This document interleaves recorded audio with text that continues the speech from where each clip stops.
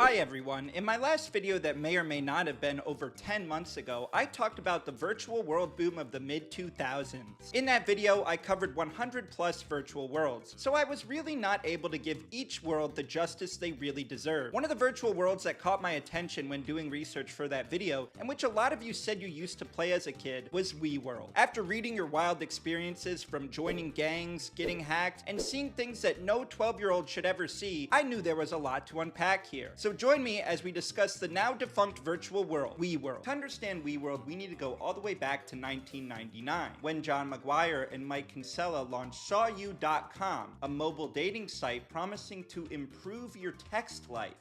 Get it? But unfortunately for them, the online dating concept was ahead of its time, prompting the company to pivot to WeeMe's, customizable avatars with a design reminiscent of South Park characters. While customizable avatars are very common today, WeeMe's were somewhat groundbreaking at the time. Their big break came when Microsoft's MSN Messenger UK allowed users to set WeeMe's as profile pictures. The move was a success, leading to partnerships with Skype, AOL, and other platforms, attracting major investments for further expansion.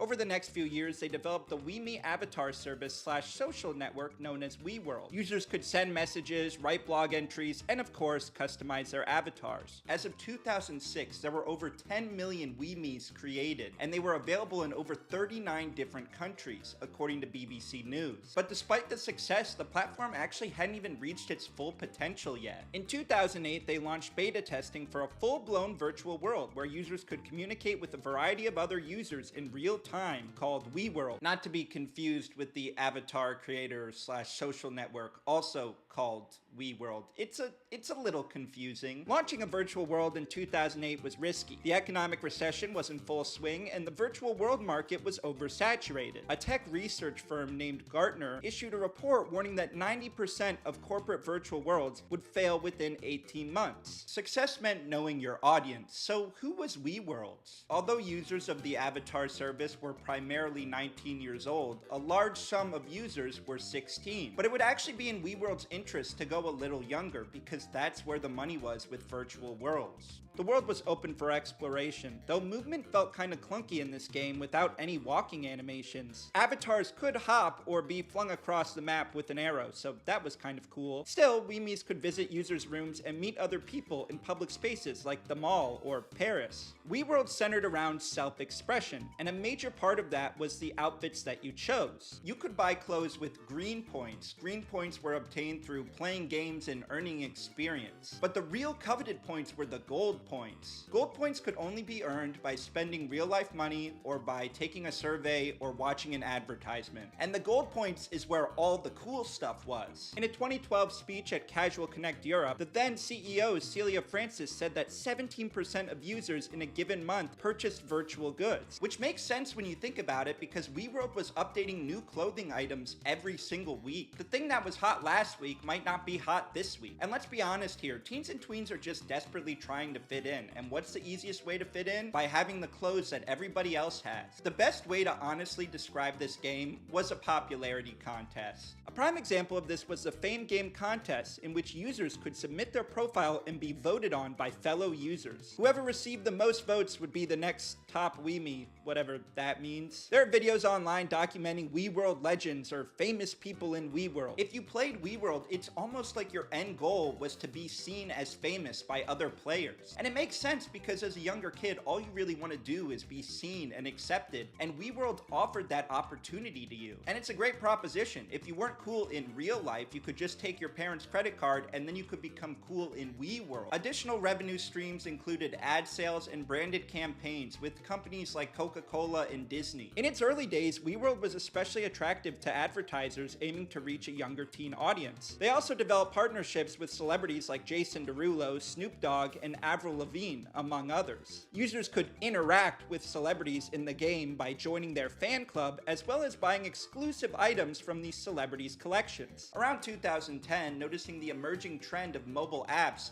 WeeWorld dabbled in that world as well, and I guess dabbled is kind of an understatement. WeeWorld's flagship app, WeeMe Avatar Creator, let users design WeeMes on their phone for just 99 cents. They later launched Talking WeeMe in addition to holiday versions similar to Talking Tom, where users could customize their avatar, make them talk, and share videos. They also introduced countdown apps like WeeMe Countdown for events like birthdays, WeeMe Wedding Countdown for wedding countdowns, and WeeMe Vacation Countdown for, you guessed it, counting down vacation. To be honest, a lot of these apps just kind of feel silly and unnecessary. Like, I don't know whose idea it was to have 3 separate countdown apps. You could have just done that with one. Still, it's clear that WeeWorld was taking any opportunity it could to try to grow their brand. But despite its commercial success, WeeWorld actually had quite a lot of controversy. The first thing is WeeWorld had a serious hacking problem. When I think of the word hacking, typically I think of people using backdoor methods in order to get into systems, or people exploiting game vulnerabilities. But in this case, hacking just meant tricking people into giving them your information, pretty much. One common tactic that hackers would use was the so-called makeover scam. In the makeover scam, users would promise other users a free makeover. You know, they'd go in there and like change up their wardrobe and make them look a little nicer. Well, in reality, what would happen is once they got into the account, they would just transfer all the users like good items to their account, or they would like lock them out and make it so they couldn't get back into the account. Perhaps the most shameless of hacks was the gold hack. Essentially, hackers would promise victims free gold as long as they gave them their password, and then they could go into the account and like manually add gold. It's kind of silly saying all of this out loud. Like, clearly these people were getting scammed, and you're just thinking like, how could you have possibly fallen for that? But a thing to remember too is that a lot of people that were playing this game were on the younger side, and if they were promised free gold, they expected to get it. Another thing that's abundantly clear is WeeWorld had a moderation problem, or rather a lack of moderation. People were able to get away with a lot in this game, and before we move forward, I just want to issue a general warning. We're going to be talking about topics that are sensitive, so if you don't want to hear that, I highly encourage that you click off the video. One thing that users would do in this game was roleplay sexual encounters in front of everyone. Like, they did this in public. One of the places that people like to go was Paris and go to the Eiffel Tower and do it there. One way that users would simulate this activity in the game was by jumping up and down. Yep, that was a thing that people did. In addition to jumping up and down, users could actually type somewhat disgusting phrases. And the way that they did this is that if they wanted to say a word that wasn't appropriate, they would either add a period or change out the letter. In fact, there were some words that would definitely get you banned in any other game, but for some reason, you could just say those words in WeeWorld straight up. It really seems like WeeWorld had a list of like words that you absolutely could not say, but they didn't take into account like all the different variations of the words, like games like Club Penguin would have done. There were also a lot of interactions that took place on there that were just incredibly one-sided, in which people were just being straight up harassed. Dating culture was honestly a really big part of this game, and WeeWorld definitely kind of leaned into that. Users could purchase things that said, "I'm a flirt," or they could have single display over their name. A big part of this game was people going into popular rooms and just asking if people were single, asking them out. They'd be like, "Jump up and down if you're single," which was, you know, what the kids call Riz. Just glancing at all the testimonials I've seen online, a lot of people lied about their age. So if someone said they were like 16, there's a good chance they were like 11 or 12. Another thing that was prominent in WeeWorld were gangs. Yes, you heard me right, gangs. Users would dress up as Bloods or Crips, and they would simulate gang fights. And by gang fights, I mean they would just like sling curse words at each other and say insults. Apparently you could actually win gang fights too, and I don't really know how that worked. Like, I don't know if it's whoever had the best insult or whoever had the most amount of people, but there were gang fights, and it was pretty prominent in the game. In fact, if you go on YouTube, which actually you're on right now, you're watching a YouTube video if you didn't know. But if you go up on YouTube, you can find a list of like WeeWorld gang legends, and it's just like someone compiling a list of all the greatest gang members in WeeWorld. And if you go to the comments, people were treating these WeeWorld gang leaders as if they were like World War II veterans or something, when in reality, these were just a bunch of kids role-playing as gangsters online. And I want to make it clear, people did get banned on this game. It's not like you could just do whatever you wanted. In fact, to try to mitigate this stuff as the years went on,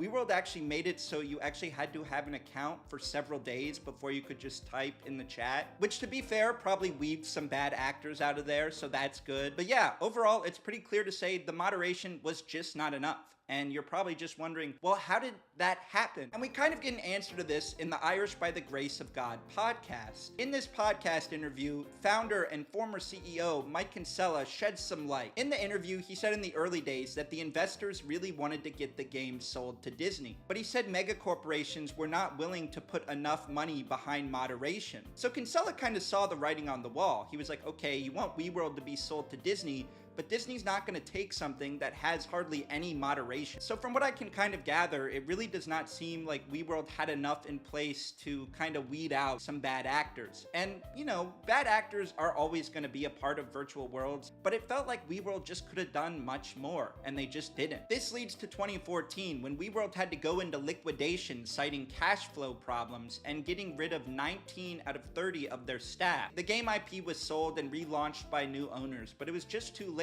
with the game shutting down in 2017. And it may seem kind of silly to say, but it kind of feels like the Wild West nature of this game was kind of WeeWorld's greatest strength. Certainly, just speaking as a kid, I kind of loved the idea of just being able to do whatever I wanted with like no rules. And people were able to do some crazy things in this game, and probably as a kid, that was like really thrilling and awesome. But on the other side, I'm sure the moderation issues were also a weakness with WeeWorld. This is just 100% speculation, but I imagine as the years went on, it was harder to get advertisers on board with WeeWorld. But that's about where this story ends. If you played this game, please let me know in the comments down below and share some memories. Thank you so much for watching this video. It really means a lot that you sat through the whole thing. Make sure to leave a like and subscribe if you enjoyed. Make sure to follow me on social media and all that fun stuff, and I will see you next time. Thank you.